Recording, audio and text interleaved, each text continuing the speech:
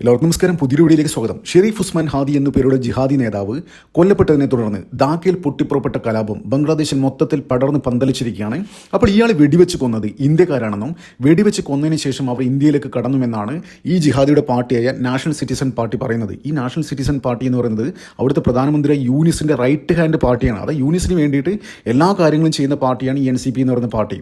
അതായത് ഈ ഷെയ്ഖ് ഹസീനയുടെ ഭരണത്തിൽ നിന്ന് അട്ടിമറിക്കാൻ മുൻകൈയെടുത്തൊരു പാർട്ടി കൂടിയാണ് നാഷണൽ സിറ്റിസൺ പാർട്ടി എന്ന് പറയുന്നത്. അപ്പോൾ ഇവിടെ ഈ ജിഹാദിയെ കൊന്ന ആൾ, യൂനിസിൻ്റെ റൈറ്റ് ഹാൻഡായ ഒരാളെ കൊന്നിട്ട് പോലും അവർ പിടിക്കാൻ പറ്റിയില്ല എന്നുള്ളൊരു ആക്ഷേപം അവിടെയുണ്ട്. അപ്പോൾ അതിനിടയിൽ ഇടുത്തി എന്നോണം പുതിയൊരു വാർത്ത പുറത്തു വന്നിരിക്കുകയാണ്.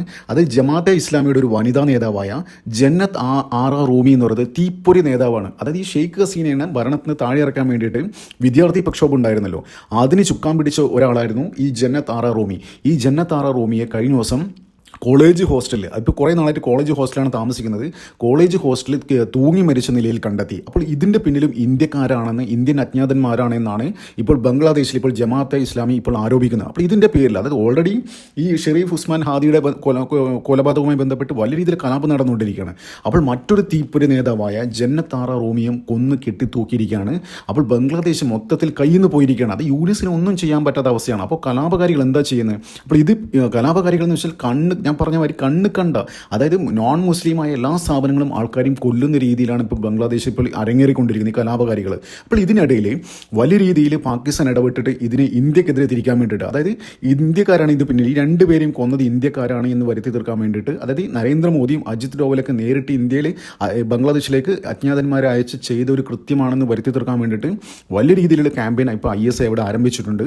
അപ്പോൾ എങ്ങനെയെങ്കിലും ഇന്ത്യക്കെതിരെ തിരിക്കണം, അതായത് ബംഗ്ലാദേശും ഇന്ത്യയും ഒരു യുദ്ധത്തിലേക്ക് തള്ളിവിടാൻ വേണ്ടിയിട്ടാണ് പാകിസ്ഥാൻ ഇപ്പോൾ ഇവിടെ പ്രവർത്തിച്ചുകൊണ്ടിരിക്കുന്നത്. അപ്പോൾ ഏത് കോണ്ടക്സ്റ്റിലാണ് ഈ ജന്നത്ത് ആറ റൂമി എന്ന് വെച്ചാൽ വലിയ ഒരു തീപ്പൊരി നേതാവാണ്. ഭയങ്കരമായിട്ട് ആൻറ്റി ഇന്ത്യ സ്റ്റാൻഡ് സ്വീകരിക്കുന്ന ഒരു ലേഡിയാണ്. ലേഡി മാത്രമല്ല, ഈ ഷെയ്ഖ് ഹസീനയുടെ ഭരണത്തിന് താഴെയിറക്കാൻ വേണ്ടി വിദ്യാർത്ഥികളെ സംഘടിപ്പിച്ചില്ലേ, അപ്പോൾ പെൺകുട്ടികളൊക്കെ, അതായത് ഈ ജിഹാദി മുസ്ലിം പെൺകുട്ടികളൊക്കെ സംഘടിപ്പിച്ചത് ഈ ലേഡിയായിരുന്നു. അപ്പോൾ വലിയ രീതിയിൽ, അതായത് നരേന്ദ്രമോദിയെ കൊല്ലണം, അമിത്ഷാ കൊല്ലണം, യോഗി ആദിത്യനാഥിനെയൊക്കെ കൊല്ലണം എന്ന് പറയുന്ന ഒരു പേഴ്സണാലിറ്റിയാണ്. അവിടെ സോഷ്യൽ മീഡിയ ഹാൻഡിലൂടെയൊക്കെ ഒരുപാട് കാര്യങ്ങൾ പറഞ്ഞിട്ടുണ്ടായിരുന്നു. യോഗി ആദിത്യനാഥിന് നരേന്ദ്രമോദിയൊക്കെ ഉടൻ തീർക്കണം, അതാണ് അവരാണ് നമ്മുടെ ഏറ്റവും വലിയ ശത്രുക്കൾ, അവസരം കിട്ടിയാൽ നിങ്ങൾ അത് ചെയ്യണം, ഇന്ത്യയുടെ മുസ്ലിങ്ങളോട് ആഹ്വാനം ചെയ്തൊരു വ്യക്തി കൂടിയാണ് ഈ ജന്നത്ത് ആറ റൂമി. പിന്നെ അത് മാത്രമല്ല, ഈ കൊല്ലപ്പെട്ട ഷെരീഫ് ഉസ്മാൻ ഹാദി ഉണ്ടല്ലോ, അയാളാണ് ഒരു ഗ്രേറ്റർ ബംഗ്ലാദേശ് എന്ന് പറഞ്ഞ ഒരു വലിയ മാപ്പൊക്കെ പിടിച്ച് പാകിസ്ഥാനിൽ ഒരു മുതിർന്ന സൈനിക ഉദ്യോഗസ്ഥൻ വന്നപ്പോൾ അയാൾക്ക് കൊടുത്തിരുന്നു. അപ്പോൾ അതിൻ്റെ പേരിൽ ഈ സംഭവമൊക്കെ സോഷ്യൽ മീഡിയ ഒക്കെ പോസ്റ്റ് ചെയ്തിരുന്നു. അതിന് വലിയ രീതിയിൽ ക്യാമ്പയിൻ അതായത് ഈ ഗ്രേറ്റർ ബംഗ്ലാദേശ് എന്ന് പറയുന്ന ആശയം കൊണ്ടുവന്നത് ഈ ഷെരീഫ് ഉസ്മാൻ ഹാദിയുടെ പാർട്ടിയായിരുന്നു, നാഷണൽ സിറ്റിസൺ പാർട്ടി. അപ്പോൾ അതിനെ ഏറ്റുപിടിച്ചുകൊണ്ട് ജമാഅത്തെ ഇസ്ലാമിക്ക് എല്ലാവിധ കാര്യങ്ങളൊക്കെ ചെയ്തു കൊടുത്ത് അതിന് നേതൃത്വം നൽകിയ ഒരു വനിതാ നേതാവാണ് ഇപ്പോൾ കൊല്ലപ്പെട്ട ജന്നത്ത് ആറ റൂമി എന്ന് പറയുന്ന ഈ ലേഡി. അപ്പോൾ ഈ ലേഡി വലിയ രീതിയിൽ പെണ്ണുങ്ങളെ സംഘടിപ്പിച്ചിട്ട് ഒരു ഇൻ്റലക്ച്വൽ ഇതിന് നേതൃത്വം നൽകുന്ന ഒരു ഇതാണ്. അത് വലിയ രീതിയിൽ ഒരു ആൻറ്റി ഇന്ത്യ ക്യാമ്പയിന് വേണ്ടിയിട്ട്, അതായത് പ്രത്യേകിച്ച് സ്ത്രീകളുടെയിലും ഇടയിലൊക്കെ വലിയ രീതിയിൽ ഒരു ഇന്ത്യ വിരുദ്ധ വികാരം ഇളക്കി വിടാൻ വേണ്ടിയിട്ടുള്ള ഒരു മൂവ്മെൻറ്റ് തുടങ്ങിയ ഒരു വ്യക്തിയാണ്. അത് ജമാഅത്തെ ഇസ്ലാമിയുടെ നേതൃത്വത്തിൽ വീടുകൾ തോറും കയറി ഇറങ്ങി ഇന്ത്യ വിരുദ്ധം പ്രചരിപ്പിക്കുന്ന ഒരു വ്യക്തി, അതിന് നേതൃത്വം നൽകുന്ന ഒരു വ്യക്തിയാണ് ഈ ജന്നത്ത് ആറ റൂമി. അപ്പോൾ ഈ ലേഡിയാണ് കൊന്ന് കെട്ടിത്തൂക്കിയിരിക്കുകയാണ്. അതായത് ഒരു പ്രശ്നമില്ല, കഴിഞ്ഞ ദിവസം വരെ, അതായത് ഇന്നലെയാണ് കൊന്ന് കെട്ടിത്തൂക്കിയത്. മിനിഞ്ഞാന്ന് വരെ സോഷ്യൽ മീഡിയയിൽ ഭയങ്കര ആക്റ്റീവായിരുന്നു. അതായത് ഈ വെടിയേറ്റ് മരിച്ച ഉസ്മാൻ ഹാദിക്ക് കഴിഞ്ഞ 12-ാം തീയതിയാണ് വെടിയേൽക്കുന്നത്. അപ്പോൾ ഇതുമായി ബന്ധപ്പെട്ട് വലിയ രീതിയിലുള്ള ബംഗ്ലാദേശ് കത്തിക്കാൻ വേണ്ടിയിട്ട് സോഷ്യൽ മീഡിയയിൽ നേതൃത്വം നൽകിയ ഒരു വ്യക്തി കൂടിയാണ് ഈ ജന്നത്ത് ആറ റൂമി. ഈ ജന്നത്ത് ആറ റൂമിയെ അവിടെ കെട്ടിത്തൂക്കിയത് ഇന്ത്യൻ അജ്ഞാതന്മാർ തന്നെയാണെന്നാണ് ഇപ്പോൾ അവിടെ ഈ മുമ്പ് കൊല്ലപ്പെട്ട ഉസ്മാൻ ഹാദിയുടെ പാർട്ടിക്കാർ പറഞ്ഞത്. അപ്പോൾ എന്തിനായാലും യൂനിസിൻ്റെ റൈറ്റ് ഹാൻഡാണ് നേരത്തെ കൊല്ലപ്പെട്ടത്. അപ്പോൾ ഈ ലേഡിയും യൂനിസിൻ്റെ റൈറ്റ് ഹാൻഡാണ്. ഇപ്പോൾ ഈ രണ്ടുപേരും, കൊല്ലപ്പെട്ട രണ്ടുപേരും ഉണ്ടല്ലോ, 2026 ഫെബ്രുവരി നടക്കാൻ പോകുന്ന ഇലക്ഷനിൽ, ബംഗ്ലാദേശിൽ ഇപ്പോൾ അവിടെ പാർലമെൻറ്റ് ഇലക്ഷൻ നടക്കാൻ പോകുകയാണ് ഈ വരുന്ന ഫെബ്രുവരിയിൽ.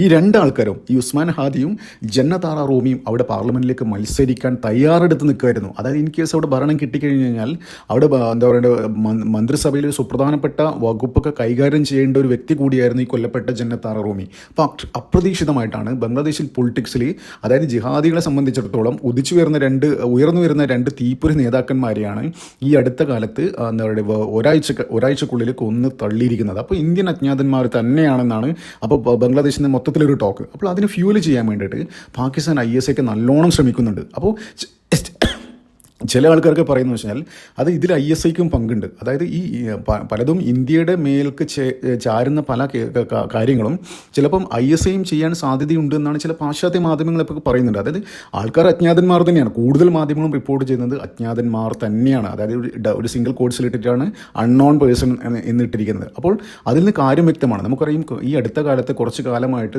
ശ്രദ്ധിച്ചു നോക്കിയാൽ മനസ്സിലാവും, ഇന്ത്യക്കെതിരെ ആര് വലിയ രീതിയിൽ ഘോരഘോരം പ്രസംഗിക്കുന്നുണ്ടോ, എന്തെങ്കിലും ഒരു മൂവ്മെൻ്റ് ആയിട്ട് പോകുന്നുണ്ടോ, അവരൊക്കെ തീർത്തിട്ടുണ്ട് എന്നുള്ള കാര്യത്തിൽ ഒരു സംശയമില്ല. അപ്പോൾ ഇപ്പോൾ പുറത്തു വരുന്ന മറ്റൊരു ഇൻട്രസ്റ്റിംഗ് ആയിട്ടൊരു കാര്യം എന്ന് വെച്ച് കഴിഞ്ഞാൽ, ആദ്യം 3 ആളെയാണ് മെയിനായിട്ട് ടാർഗറ്റ് ചെയ്തത്. വലിയ രീതിയിൽ സോഷ്യൽ മീഡിയയിൽ ക്യാമ്പയിൻ ഉണ്ടായിരുന്നു. അതായത് ഇവർ ഈ കൊല്ലപ്പെട്ട ഉസ്മാൻ ഹാദിയും ജന്നത്താറ റൂമിയൊക്കെ വലിയ രീതിയിൽ ഇന്ത്യക്കെതിരെ ക്യാമ്പയിൻ ചെയ്യുമ്പോൾ അന്ന് തന്നെ ഈ സോഷ്യൽ മീഡിയയിലൊക്കെ ഇങ്ങനെ ഒരു ടോക്ക് ഉണ്ടായിരുന്നു. അതായത് ഈ അജ്ഞാതൻ നിങ്ങളെ തീർക്കും എന്നുള്ള രീതിയിൽ. അപ്പോൾ അതുമാതിരി സംഭവിച്ചിരിക്കുകയാണ്.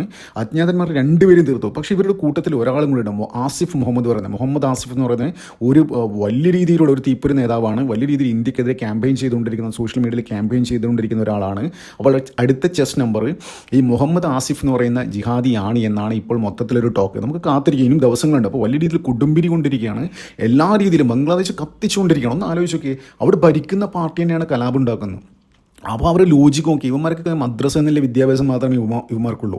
അപ്പോൾ ഇയാൾ കൊല്ലപ്പെട്ടു, ഓക്കെ, പക്ഷേ അവിടെ ഭരിക്കുന്നത് യൂണിസാണല്ലോ. ഇപ്പം പാർലമെൻറ്റ് ഇലക്ഷൻ വരുമ്പോൾ ഇത് വലിയ രീതിയിൽ പ്രതിഫലിക്കും. ഇലക്ഷനിൽ ജനങ്ങൾ വോട്ട് ചെയ്യാൻ വരുമ്പോൾ ഒരു സ്റ്റേബിൾ ഗവൺമെൻറ്റാണ് ഏത് രാജ്യത്തെ ആൾക്കാരും ആഗ്രഹിക്കുക. അതായത് ഈ ജിഹാദികളൊക്കെ ഒരു കൂടുതലും അവരാണെങ്കിൽ പോലും ഒരു സ്റ്റേബിൾ ഗവൺമെൻറ് എന്തായാലും ആഗ്രഹിക്കുന്നുണ്ടാവും. ഇപ്പോൾ അവിടുത്തെ എന്താ പറയേണ്ടത്, ഷെയ്ഖ് ഹസീന ഇലക്ഷനിൽ വന്നിട്ട് മത്സരിക്കാനുള്ള സാധ്യത വളരെ കൂടുതലാണ്. അപ്പോൾ ഈ ഷെയ്ഖ് ഹസീനെ വലിയ രീതിയിൽ എതിർക്കുന്നതും ഷെയ്ഖ് ഹസീനെ കൊല്ലാൻ നടക്കുന്ന ആൾക്കാരെയാണ് ഇപ്പോൾ അജ്ഞാതന്മാർ തീർക്കാൻ പോകുന്നത്. നമുക്കറിയാം ഈ അടുത്ത ഈ ബംഗ്ലാദേശ് കലാപം ഉണ്ടായതിനു ശേഷമാണ് ഈ ഷെയ്ഖ് ഹസീനയ്ക്ക് ഇന്ത്യയിലേക്ക് വരേണ്ടി വന്നത്. അപ്പോൾ ഈ അടുത്ത കാലത്ത് അവിടുത്തെ ഒരു കോടതി വിധിച്ചിരുന്നു ഷെയ്ഖ് ഹസീനെ തൂക്കിക്കൊല്ലാൻ വേണ്ടിയിട്ട്. അപ്പോൾ അവർ തന്നെ ഈ കുറേ വിദ്യാർത്ഥി പാർട്ടികളുണ്ട്, എല്ലാം കടുത്ത ജിഹാദി മൈൻഡ് സെറ്റുള്ള പാർട്ടികൾ. അതായത് ഇവിടുത്തെ മാതിരിയെല്ലാം വിദ്യാർത്ഥി പാർട്ടികളാണ് കൂടുതൽ. അതായത് സ്റ്റുഡൻസ് അഗെയിൻസ്റ്റ് ഡിസ്ക്രിമിനേഷൻ പാർട്ടി. ഈ പേരൊക്കെ കേട്ടവരിക്കും വലിയ പുരോഗമനം പ്രസംഗിക്കുന്ന ആൾക്കാരാണ്, പക്ഷേ പക്ക ജിഹാദികളാണ്. അപ്പോൾ ഇവരൊക്കെയാണ് ഷെയ്ഖ് ഹസീനെ കൊല്ലാൻ നടക്കുന്ന ആൾക്കാർ. അതായത് ഉടൻ രാജ്യത്ത് കൊണ്ടുവന്നിട്ട് കൊല്ലണം എന്ന് പറയുന്ന ആൾക്കാരാണ് ഈ വിദ്യാർത്ഥികളൊക്കെ. അപ്പോൾ ഷെയ്ഖ് ഹസീൻ എന്തായാലും അങ്ങനെ വലിയ രീതിയിൽ ക്യാമ്പയിൻ നേതൃത്വം നൽകിയ 2 പേരെയാണ്, അത് ഷെയ്ഖ് ഹസീൻ ഇന്ത്യയിലേക്ക് കൊണ്ടുവന്ന് കൊല്ലണം, വലിയ രീതിയിൽ ഇന്ത്യക്കെതിരെ നമ്മൾ ആക്രമിക്കണം എന്നൊക്കെ പറയുന്ന 2 പേരെയാണ് ഇപ്പോൾ കൊന്നു തള്ളിയിരിക്കുന്നത്. പിന്നെ ഒരാളും കൂടി ബാക്കിയുണ്ട്. ഇനി ഒരു കാര്യം ഉറപ്പിക്കാം, എന്തായാലും ഇലക്ഷന് മുന്നേ, ഫെബ്രുവരിയിലാണ് ഇലക്ഷൻ ഡിക്ലെയർ ചെയ്യുന്നതിന് മുന്നേ തന്നെ ഷെയ്ഖ് ഹസീന ഇന്ത്യയിൽ നിന്ന് ബംഗ്ലാദേശിൽ പോകാനുള്ള സാധ്യതയുണ്ട്.